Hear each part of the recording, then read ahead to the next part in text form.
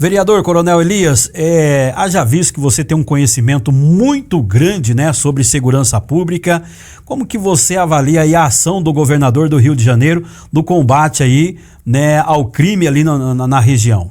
Olha, eu acho que a ação ocorrida no Rio, ela era absolutamente necessária. Trata-se de uma ação dentro de um conjunto de ações que virão em seguida para conter a expansão do Comando Vermelho no Rio de Janeiro, né? A expansão de área. Veja, isso também tem como consequência, até por conta do número de mortos nesse enfrentamento, né? São 120 mortos nesse enfrentamento, dos quais 4 policiais que são os verdadeiros heróis dessa situação, as verdadeiras vítimas, né? Os marginais que tombaram nesse combate fizeram a opção de tombar no combate. Nós estamos falando de gente armada de fuzil e soltando granada. Verdade. Então você não pode dourar a pílula, vir com um discurso mole, né? Não tem uma criança baleada, não tem um idoso baleado. Não se pode identificar ali um sujeito que estava indo para o trabalho baleado. Tombaram 70 marginais na mata, porque fugiram para a mata armado de fuzil. Você trata disso. Então você pode dourar a pílula. Qual é o que ocorre nisso? Primeiro que o Brasil foi desnudado. Nós perdemos a inocência e a virgindade em relação ao crime organizado. Ele está presente no Rio de Janeiro, mas toma o território nacional. O Comando Vermelho está presente no Nordeste, no Norte. Está tomando fronteira junto com o PCC. E isso é muito perigoso, Giba, porque basicamente o Brasil hoje possui, em dados oficiais, 88 facções criminosas ativas. Nós estamos falando aqui do Comando Vermelho e do PCC, porque são as duas de maior destaque. Mas são 88 em operação no Brasil. Entre essas facções, a gente pode tomar o PCC e o Comando Vermelho como modelos de facções criminosas. O PCC tem uma vocação empresarial, voltada ao lucro, produzir dinheiro. Não à toa está presente em mais de 20 países, né?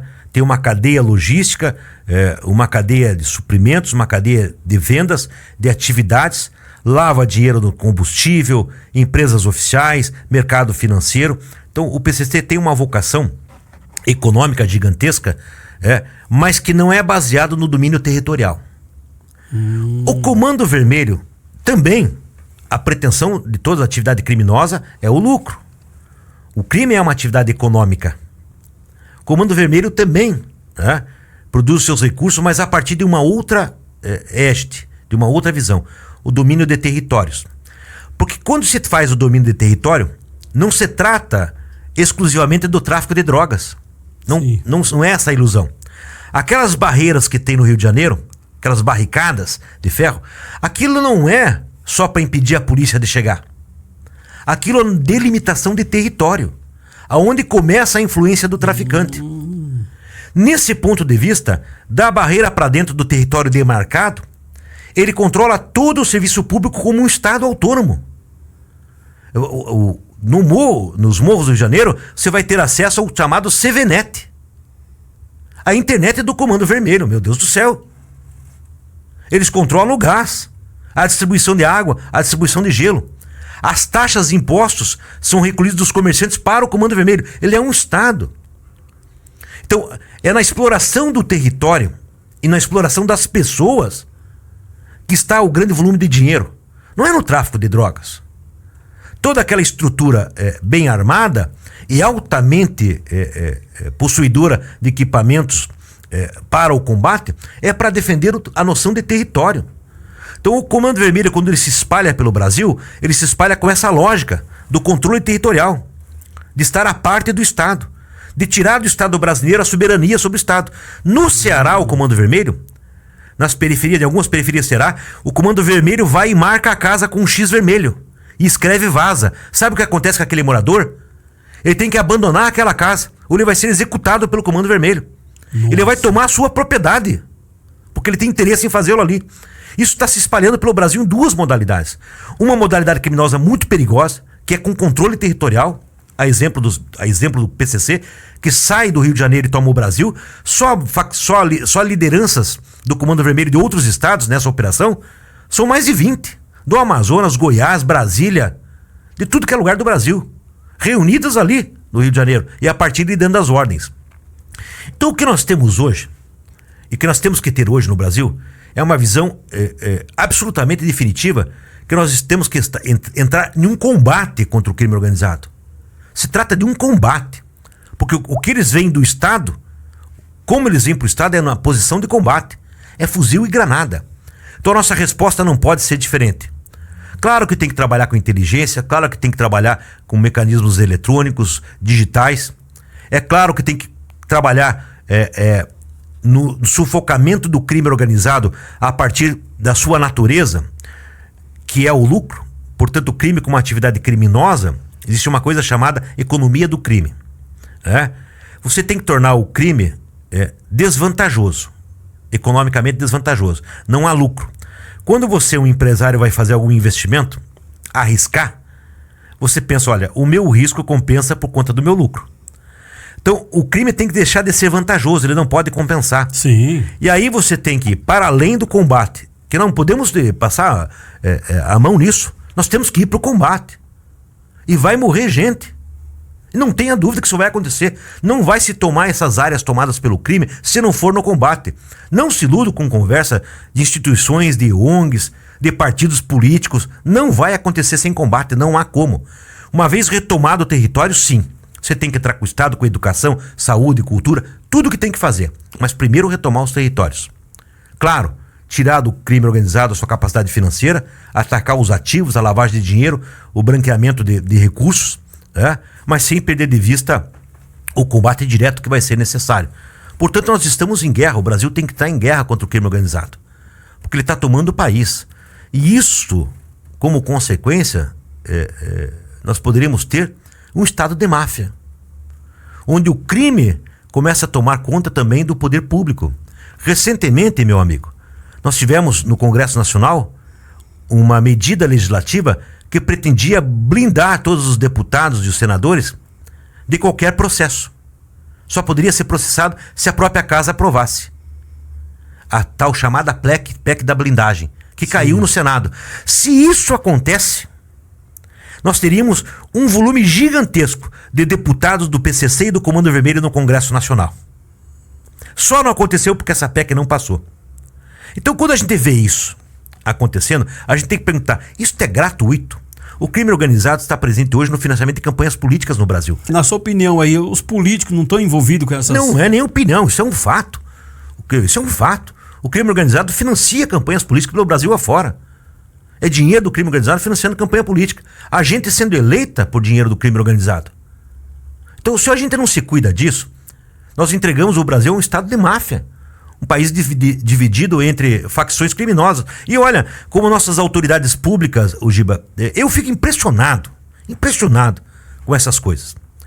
O ministro Flávio Dino, do Supremo Tribunal Federal, fez um comentário recentemente de que essa quantidade imensa de fuzis que foram localizados, 93 nessa operação do Rio de Janeiro, decorrem do desvio de armamentos de CACs, dos atiradores, caçadores, colecionadores, em função da abertura que o presidente anterior deu a esse setor da sociedade. Que isso pararia na mão do crime organizado. Pois bem, dos 93 fuzis apreendidos no Rio agora, não há nenhum de CAC. Eu vi lá. São fuzis que vêm de outros países, egressos de forças armadas estrangeiras. Sim. Né? Além de que o crime organizado hoje importa os seus mecanismos, a parte mecânica dos fuzis. Gatilho, ferrolho, cano. E o resto é montado aqui no Brasil, através de impressora 3D, meu irmão. Nossa. Em Santa Bárbara do Oeste, São Paulo, foi fechada uma fábrica que fabricava esses suplementos para os fuzis. Então, não tem nada. Como é que você vai falar do CAC nesse sentido? Então, isso é um desconhecimento, percebe? O ministro Lewandowski, durante esse período, o ministro da Justiça e Segurança Pública, disse que essa questão é uma responsabilidade dos estados. Olha, como é uma responsabilidade dos estados? Onde fica a União? A Constituição estabelece que é dever de todos, inclusive da União. Sim. Então todos têm que combater o crime organizado. Você trata de um ou de outro. Então o crime organizado não pode virar pauta política. Porque a segurança pública, ela é suprapartidária. Então eu fico impressionado quando as autoridades vão a público, e fazem manifestações que são absolutamente descoladas da realidade do que acontece. Agora as pessoas foram surpreendidas pelas pesquisas de opinião. 87% das pessoas que vivem em comunidades do Rio de Janeiro aprovam a ação da polícia. Sim. Porque eles são reféns do criminoso. Então se imaginava não, que as pessoas repudiavam a polícia quando subia nas comunidades. Não, estão pedindo socorro à polícia. Pedindo socorro à polícia. E o que acontece no Rio de Janeiro é um estado de guerra civil. Nós temos que entender que o que acontece lá é qualificado tecnicamente como um conflito armado não internacional. Essa é a classificação técnica para o que acontece lá. Um conflito armado não internacional. É uma guerra. É um conflito interno, mas é um conflito armado não internacional. Não se trata mais de segurança pública. Quando o crime organizado delimita dentro do próprio Brasil, numa cidade, um território que ele manda onde o Estado oficial não existe, nós estamos tendo perda de soberania. Então o Estado brasileiro tem que recuperar os teus territórios. A que custo? Ao custo que tiver que pagar. A Polícia Militar do Rio de Janeiro e a Polícia Civil pagaram esse custo recentemente. 2 agentes policiais civis e 2 policiais militares mortos em combate contra facínoras. Facínoras. Eles são facínoras. Eles não têm nenhum compromisso com nada. Eles oprimem aquela comunidade. Ah, mas são jovens de 16, 17 anos. A opção pelo crime. No momento que um jovem de 16 anos está armado com um fuzil, qual é a intenção dele? Isso é básico, racional, pelo amor de Deus. Não vamos minimizar a coisa. Se está disposto a atirar e matar, como atiraram e mataram policiais, qual é a resposta que o Estado tem que dar? Ou o Estado se torna um Estado forte e dá uma resposta forte, ou nós pegamos e dizemos o seguinte, como Estado: essas áreas pertencem ao crime mesmo e nós não vamos tomar conta. É isso que nós vamos fazer? É óbvio que não. Ô coronel, você é contra ou a favor, né, do desarmamento aí? Do desarmamento? Isso. Da população? Isso. Não. Eu acho que todo cidadão tem que ter o direito de ter a sua arma. Isso é uma decisão pessoal. O que eu acho que o Brasil não está preparado? Ele não está preparado para o livre porte de arma. Isto não. Eu sou contra o porte de arma livre para qualquer cidadão. Eu acho que as pessoas no Brasil, ainda por conta da nossa cultura, da nossa política, do desenvolvimento da sociedade, nós não estamos preparados para que todos saiam armados à rua. Mas eu sou absolutamente favorável que todo cidadão que quiser tenha acesso a uma arma de fogo para a proteção da sua casa, dentro da sua casa. O que você tem a dizer aos nossos, né, deputados que é contra, né? Tem que desarmar a população, mas que tem 10, 15, 20 seguranças, tudo armado, fortemente armado lá deles. Aí é fácil, né? Mas é fácil, daí é absoluta hipocrisia, né? Se você é uma personalidade política, né, ou uma personalidade de Estado, você tem toda uma rede de cobertura de segurança a seu favor. Um governador de estado tem segurança para os filhos. Quem faz é a polícia militar. Para os filhos, para a mulher. Não vai um menino, filho de um governador, não anda junto sem tiver 3 seguranças acompanhando, meu irmão. A quantidade de segurança que tem um ministro de uma Suprema Corte é uma coisa impressionante. Aí fica fácil você falar nesse ponto de vista. Então, a política e o poder público, eles têm que sair dessa zona de conforto e vir pro andar de baixo, botar o pé na terra, ver como é que é a realidade, como ela é. A gente tem que parar, Giba, no Brasil, parar definitivamente de prestigiar aquilo que está errado, de ovacionar aquilo que é errado. Quem gosta de favela? Quem gosta de favela? Fazer música, produções artísticas, comemorar a favela, meu Deus do céu, em sã consciência. Quem pode comemorar a favela? Baixos índices de alfabetização, baixos índices de segurança, baixos índices de saneamento básico. Desorganização urbana, a vida das pessoas é terrível. Nós temos que trabalhar para que a favela deixe de existir, dar para aquelas pessoas dignidade de moradia, de condições de Estado. Então a favela não há nada a ser comemorado. É uma mazela do Brasil, nós temos que enxergar isso como um problema, não como um local a ser comemorado. As comunidades das favelas, não. A gente tem que reurbanizar, dar para aquelas pessoas dignidade, dar para aquelas pessoas Estado, segurança. É razoável esse discurso que fazemos no Brasil? É razoável esse discurso de que o crime é uma consequência da sociedade, de que o criminoso é vítima da sociedade? Ora, é claro que a sociedade, como Estado, tem que criar outras oportunidades para que as crianças e os jovens tenham outra possibilidade para além do crime. Mas uma vez que entra no crime, é uma escolha. Então nós não podemos, temos que inverter esse discurso. Nós temos que criar escolas, temos que criar condições econômicas e sociais melhores, nós temos que criar.